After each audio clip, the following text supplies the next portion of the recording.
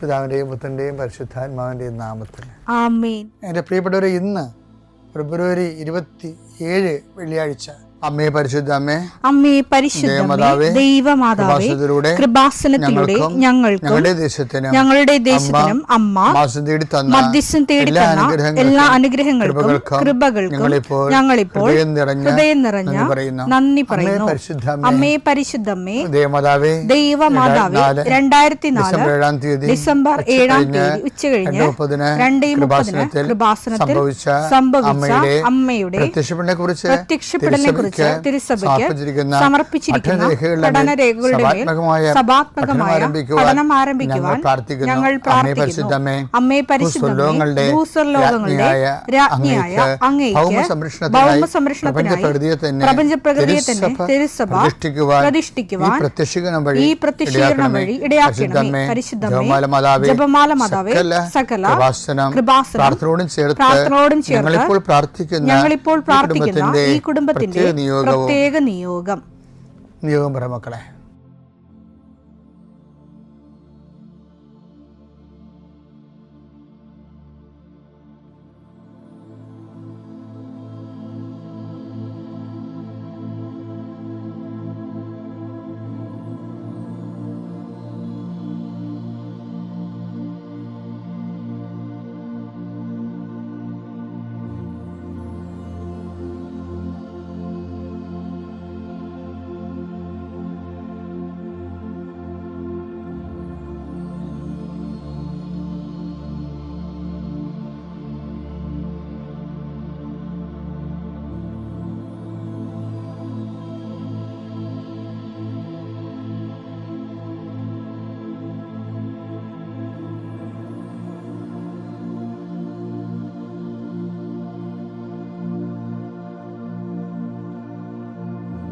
അമ്മയുടെ പ്രത്യക്ഷീകരണത്തിന്റെ ഈ അനുഗ്രഹവേളയിൽ ഞങ്ങൾക്ക് സാധിച്ചു തരുവാൻ കനിയണമേ. ആമേൻ. വിശ്വാസ പ്രമാണം. സർവശക്തനായ പിതാവും ആകാശത്തിന്റെയും ഭൂമിയുടെയും സൃഷ്ടാവുമായ ദൈവത്തിൽ ഞാൻ വിശ്വസിക്കുന്നു. അവിടുത്തെ ഏകപുത്രനും ഞങ്ങളുടെ കർത്താവുമായ ഈശോ മിശിഹായിലും ഞാൻ വിശ്വസിക്കുന്നു.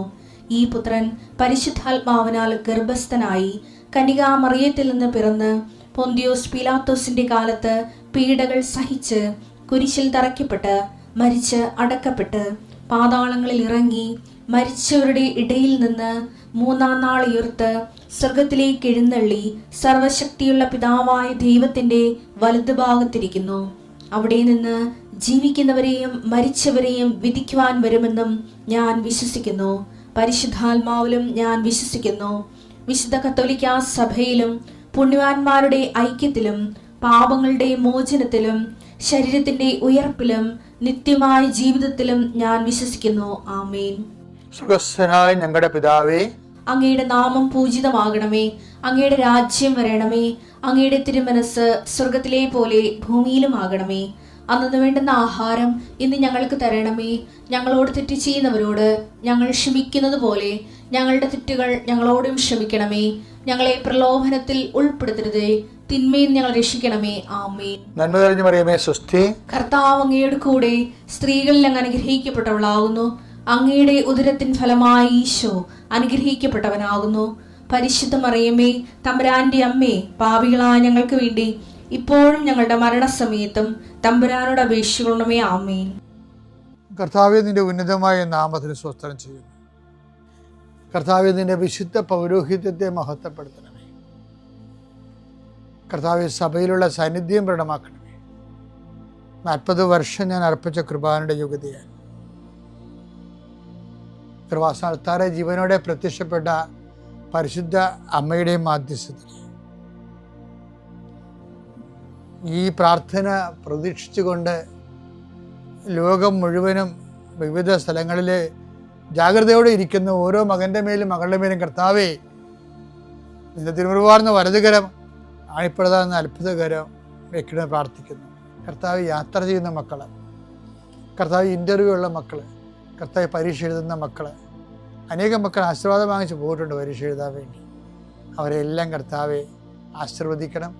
പരീക്ഷാ സമയങ്ങളിൽ കർത്താവെ അങ്ങ് അവിടെ കൂടെ വസിച്ചുകൊണ്ട് അവർക്ക് ചിലർക്ക് പരീക്ഷ എഴുതുന്നതിന് പ്രയാസമുള്ളവരുണ്ട്, ചിലർക്ക് ഓർമ്മ കിട്ടത്തില്ല, ഓർത്തെടുത്ത് കമ്പ്യൂട്ടറിൽ കറുപ്പിക്കാനോ വെളുപ്പിക്കാനോ പറ്റാത്തവരുണ്ട്, തീരുമാനം എടുക്കാൻ താമസം എടുക്കുന്നവരുണ്ട്. അവരെല്ലാവരെയും ഈശോയുടെ നാമത്തിൽ ഞാൻ ആശ്രയിക്കുന്നു. കുടുംബത്തിലെ പ്രത്യേക അവസ്ഥ കൊണ്ടും പിന്നെ ഹോസ്റ്റലിൽ അവിടെയൊക്കെ നിൽക്കുന്നവർ ഭക്ഷണമില്ലായ്മ കൊണ്ടും നല്ല ഭക്ഷണം കിട്ടാത്തത് കൊണ്ടും അവന് ഉറക്കമില്ലാത്തത് കൊണ്ടും വയറൊക്കെ മോശമായിരുന്നതുകൊണ്ടും പല ആൾക്കാർക്കും പലതരം ശാരീരികമായ പല അവശതകളും ഉള്ളതുകൊണ്ടും പല കാര്യങ്ങളെയും ബാധിക്കുകയും വേദനിക്കുകയും നിരാശപ്പെടുകയും സങ്കടപ്പെടുകയും എന്ത് ചെയ്യണമെന്ന് അറിയാൻ പാടില്ലാതെ ഒരാശ്വാസമില്ലാതെ പരക്കം പാകുകയും ചെയ്യുന്ന എല്ലാ മക്കളെയും ഞാൻ കൃപാസനത്താറെ ജീവനോടെ പ്രത്യക്ഷപ്പെട്ട പരിശുദ്ധമ്മയുടെ മാധ്യസ്ഥത്തിൽ നിന്നെ യേശുനാമത്തിൽ ആശ്രയിക്കുന്നു. ദൈവത്തിലെ നീ അനുഗ്രഹിക്കപ്പെട്ടവളാണ്, നീ അനുഗ്രഹിക്കപ്പെട്ടവനാണ്. നിൻ്റെ വഴികളിൽ നീ ഇന്ന് പോകുന്നിടത്തെല്ലാം കർത്താവ് നിന്നെ അനുഗ്രഹിക്കും. നിൻ്റെ വഴികളിൽ നീ ഇന്ന് സംസാരിക്കുന്നിടത്തെല്ലാം കർത്താവ് നിന്നെ അനുഗ്രഹിക്കും. ദൈവത്തിലെ നിൻ്റെ ഓരോ ഉദ്യമങ്ങളും നിൻ്റെ ഓരോ ചിന്തകളും നിൻ്റെ ഓരോ തീരുമാനങ്ങളും അത് അനുകൂലമാണ് നടക്കാനും അനുകൂലമല്ലെങ്കിൽ നിനക്കെതിരാണെങ്കിൽ നടത്താതിരിക്കാനും കർത്താവിൻ്റെ പരിശുദ്ധാത്മാവ് നിന്നെ ഗൈഡ് ചെയ്യട്ടെ. എൻ്റെ കർത്താവിൻ്റെ ഉന്നതമായ നാമത്തിൽ സഭയുടെ അധികാരത്തിൽ കുരിശിൻ്റെ അടയാളത്തിൽ ദൈവത്തിൻ്റെ ശക്തിയാൽ ഇന്ന് നീ ചെയ്യുന്ന മുഴുവൻ കാര്യങ്ങളുടെ മേൽ ദൈവത്തിൻ്റെ കൃപ ചൊരിയട്ടെ. പരിശുദ്ധമ്മ ദൈവമാതാവ് നിനക്ക് വേണ്ടി മധ്യസ്ഥം വഹിക്കട്ടെ. പിതാവിൻ്റെയും പുത്രൻ്റെയും പരിശുദ്ധാത്മാവിൻ്റെയും നാമത്തിൽ. എൻ്റെ പ്രിയപ്പെട്ടവർ, നമ്മൾ ഇന്നലെ കണ്ടത് എന്താണെന്നറിയോ? ഈ നിലനിൽപ്പില്ലേ, നിലനിൽപ്പ് ഒരു ചില്ലറ വിഷയമല്ല കേട്ടോ. കണ്ടിന്യൂറ്റി, കവനൻ്റ് ആൻഡ് കണ്ടിന്യൂറ്റി എന്നുള്ള സബ്ജക്റ്റ് പറയണത്. അതിനോട് ബന്ധപ്പെട്ടൊരു വാക്കാണ് യോഹന്നാൻ 15:16. നിങ്ങൾ എന്നെ തിരഞ്ഞെടുക്കുകയല്ല, നിങ്ങൾ എന്നെ തിരഞ്ഞെടുക്കുകയല്ല, ഞാൻ നിങ്ങളെ തിരഞ്ഞെടുക്കുകയാണ് ചെയ്തത്. അതാണ് വിഷയം. ഞാൻ ഇപ്പം ഉടമ്പടി എടുക്കുന്ന ആൾക്കാർ ഓർത്തേക്കണം, നിങ്ങൾ വന്ന് ഇടിച്ചു തല്ലി കയറി മസിലി പിടിച്ച് ഉടമ്പടി എടുത്തുകൊണ്ട് പോയതല്ല, ദൈവം നിങ്ങളെ കൊണ്ട് എടുപ്പിച്ചതാണ്. നിങ്ങൾ പോയി ഫലം പുറപ്പെടുവിക്കുന്നതിനും, ഉടമ്പെടുത്തത് എന്തിനാണ്? പോയി ഫലം പുറപ്പെടുവിക്കുന്നതിനും നിങ്ങളുടെ ഫലം നിലനിൽക്കുന്നതിനും വേണ്ടി ഞാൻ നിങ്ങളെ നിയോഗിച്ചിരിക്കുന്നു. ഈ എല്ലാ സുവിശേഷ പ്രവർത്തനങ്ങൾക്കും നിങ്ങളെ നിയോഗിച്ചത് ആരാണ്? ഈശോ തന്നെയാണ്. അപ്പം അങ്ങനെ നിയോഗിക്കപ്പെടുമ്പോൾ നിങ്ങൾക്ക് യേശുവാണ് എന്നെ നിയോഗിച്ചത് എന്നുള്ള ബോധം ഉണ്ടാവേണ്ടതാണ്. നമുക്ക് യേശുവാണ് എന്നെ നിയോഗിച്ചത്. ഞങ്ങൾക്കൊക്കെ ഇപ്പോൾ തിരുപ്പട്ടം മേടിക്കുമ്പോഴേ സത്യമായിട്ട് ആ ബോധമുണ്ട്. കർത്താവിൻ്റെ നിയോഗത്തിലാണ് നമ്മൾ ഒരു രൂപത്തിലാണ് ഇൻകാർണേറ്റ് ചെയ്ത് വർക്ക് ചെയ്യുന്നത്. പക്ഷേ എല്ലാ രൂപതയും റിലീജിയസും എല്ലാം ബേസിക്കായിട്ട് ആര് വിളിച്ചതാണ്? ഈശോ വിളിച്ച് നിയോഗിച്ചതാണ്. അതുകൊണ്ടാണ് നമ്മൾ ഓരോ വിഷയങ്ങൾ ഏറ്റെടുക്കുന്നത്. നമ്മുടെ മനസാക്ഷി ഈശോ നമ്മളിൽ വസിച്ചുകൊണ്ട്, നാളെ നമ്മളത് കാണും, ഈശോ വസിച്ചുകൊണ്ട് ഈശോയുടെ പ്രവർത്തി ചെയ്യുന്നതിനെക്കുറിച്ച് നമ്മൾ കാണും. അത് നിങ്ങൾ അതിലേക്ക് വരണമെന്ന് എൻ്റെ അച്ഛൻ്റെ അഭിപ്രായം. ഇപ്പോഴെന്താ വിഷയം എന്ന് പറയുന്നത്? നമ്മൾ പറഞ്ഞുകൊണ്ടിരിക്കുന്ന വിഷയം നമ്മൾ ചെയ്യുന്ന എല്ലാ സുവിശേഷ പ്രവർത്തനം, അതുപോലെ തന്നെ രോഗി പരിചരണം, അതുപോലെ തന്നെ ദിവ്യകാരുണ്യ പ്രവർത്തനങ്ങൾ എല്ലാം ദൈവം കൽപ്പിച്ചതുപോലെ ചെയ്യണം. പൗലോസ് 10 ദിവസത്തിനെക്കുറിച്ച് നല്ലവണ്ണം പറയുന്നുണ്ട്. പ്രസംഗിക്കുന്നവൻ കർത്താവിന് അരുളപ്പാട് ലഭിച്ച പോലെ പ്രസംഗിക്കട്ടെ. 1 Petrus 4:11. പ്രസംഗിക്കുന്നവൻ ദൈവത്തിന്റെ അരുളപ്പാട് നൽകുന്നവനെ പോലെ പ്രസംഗിക്കട്ടെ. ദൈവത്തിന്റെ അരുളപ്പാട് നൽകുന്നവനെ പോലെ പ്രസംഗിക്കട്ടെ. ശുശ്രൂഷിക്കുന്നവൻ ദൈവത്തിൽ നിന്ന് ലഭിച്ച ശക്തി കൊണ്ട്. ഈ പള്ളികളിലൊക്കെ പ്രസംഗത്തിന്റെ പുസ്തകം നോക്കി ചില അച്ഛന്മാർ കഥകൾ പറയത്തില്ലേ? കൃപാസനത്തിന്റെ കേമത്തം പറയുകയല്ല, പക്ഷെ നിങ്ങൾ കേട്ടിട്ടുണ്ട് കൃപാസനത്തിൽ വല്ലപ്പോഴും കഥ പറയുന്നത്. നിങ്ങൾ ഉറങ്ങിയാലും തൂങ്ങിയാലും I will not say any story. എന്താ കാര്യം? ഇതാണ് കാരണം. പ്രസംഗിക്കുന്നവൻ എന്ത് ചെയ്യണം? ദൈവത്തിന്റെ അരുളപ്പാട് നൽകുന്നവനെ പോലെ പ്രസംഗിക്കട്ടെ. ശുശ്രൂഷിക്കുന്നവൻ നിങ്ങൾ ആതുര സേവനത്തിന് പോകത്തില്ലേ? കേട്ടോ, ദൈവത്തിൽ നിന്ന് ലഭിച്ച ശക്തി കൊണ്ട് എന്ന പോലെ ശുശ്രൂഷിക്കട്ടെ. ശുശ്രൂഷിക്കുന്നവന് ശക്തി വേണം. അല്ല ഉടമ്പടി എടുത്തതെന്ന് പറഞ്ഞ് ഓടിക്കെട്ടി നേരെ ആശുപത്രിയിലോട്ട് പോകരുത്. കുറച്ച് കഴിയുമ്പോൾ തളരും, മടുക്കും, മുരണിപ്പ് തോന്നിക്കും. ഞങ്ങളുടെ നാട്ടിലൊക്കെ പറയണം മുരണിപ്പെന്ന്. ബോറടിക്കത്തില്ലേ? അതിനാണ് മുരണിപ്പെന്ന് പറഞ്ഞത്. നിങ്ങളുടെ നാട്ടിലൊക്കെ എന്ത് പറയുന്നത് എനിക്ക് അറിയത്തില്ല. ഇങ്ങനെ ബോറടിക്കുന്നു നമുക്ക് വർക്ക്. അപ്പോൾ അതിനെന്താ വെച്ചാൽ അതിനെന്താ ചെയ്യേണ്ടത്? ദൈവത്തിൽ നിന്ന് ശക്തി ലഭിക്കണം. വെച്ചാൽ ഈ വിഷയം വെച്ചുകൊണ്ട് നമ്മൾ ആതുര സേവനം, ഇപ്പം ഞങ്ങളൊക്കെ ഉള്ള കാര്യം പറയാം. നിങ്ങളുടെ മുമ്പിൽ നിൽക്കുമ്പോഴും സുവിശേഷ വേലയ്ക്ക് പോകുമ്പോഴും ഞാൻ സമരത്തിനൊക്കെ പോകും. ചില അവകാശ പോരാട്ടത്തിനൊക്കെ പോകും. അപ്പോഴൊക്കെ എല്ലാം ഒരു 3-4 ജപമാലയൊക്കെ ചൊല്ലിയിട്ടാണ് പോണത്. പിന്നെ രാത്രിയും പകലും പ്രാർത്ഥിക്കുമ്പോഴൊക്കെ പിറ്റേ ദിവസം നടക്കാനുള്ള എല്ലാ വിഷയവും സമർപ്പിക്കും. അതാണ് അതാണ് ഈ പടം ഒന്നിൽ വായിച്ചത്. പ്രസംഗിക്കുന്നവൻ ദൈവത്തിന്റെ അരുളപ്പാട് നൽകുന്നവനെ പോലെ ദൈവത്തിന്റെ അരുളപ്പാട് നൽകുന്ന പോലെ പ്രസംഗിക്കട്ടെ.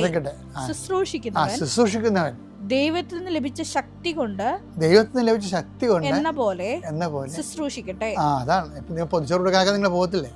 രാവിലെ എഴുന്നേറ്റ് നിങ്ങൾ 3 മണിക്കൊക്കെ 4 മണിക്ക് ചോറുണ്ടാക്കി ആശുപത്രി കൊണ്ട് കൊടുത്തിട്ടല്ലേ നിങ്ങൾ ഓഫീസിൽ പോണത്. നിങ്ങൾ ഒത്തിരി പേര് ചെയ്യുന്നുണ്ട്. ഉടുപ്പ് കൊടുക്കുന്നവരുണ്ട്. ശുശ്രൂഷിക്കുന്നവൻ എന്ത് ചെയ്യണം? ഒരു ഉത്തരവാദിത്വം, ഉടമ്പടിയുടെ ഉത്തരവാദിത്വം നിർവഹിക്കുക എന്നുള്ള എല്ലാ ഐഡിയ ചെയ്യരുത്. മറിച്ച് എന്താണ്? ദൈവത്തിൽ നിന്ന് ശക്തി ലഭിച്ചവരെ പോലെ ശുശ്രൂഷിക്കണം. അതിനെന്ത് ചെയ്യണം? നമ്മളിരുന്ന് ആ വിഷയം സമർപ്പിച്ച്, കർത്താവേ എന്നെ ഇതിലേക്ക് കൊണ്ടുവന്നതിനും എന്നെ ഇത് ഏൽപ്പിച്ചതിനും അങ്ങയ്ക്ക് വേണ്ടി ഈ ജോലി ചെയ്യാൻ എനിക്ക് അവസരം തന്നതിനും നന്ദി പറയുന്നു. അമ്മേ, പരിശുദ്ധമ്മേ, ദേവമാതാവേ, എല്ലാ വിശുദ്ധന്മാരെ, മാലാഖമാരെ, എൻ്റെ ശുശ്രൂഷ നിങ്ങളുടെ ശുശ്രൂഷ ചേർത്ത് വെച്ചുകൊണ്ട് ഞാൻ സമർപ്പിക്കുന്നു. എന്നെ ശുശ്രൂഷ ചെയ്യാൻ എനിക്ക് വേണ്ടി പ്രാർത്ഥിക്കണമേ. കർത്താവേ എന്നെ ശക്തീകരിക്കണമേ. അങ്ങനെ പ്രാർത്ഥിക്കണേ. അപ്പോൾ ഇടിവിട്ട് അനുഭവമായിരിക്കും.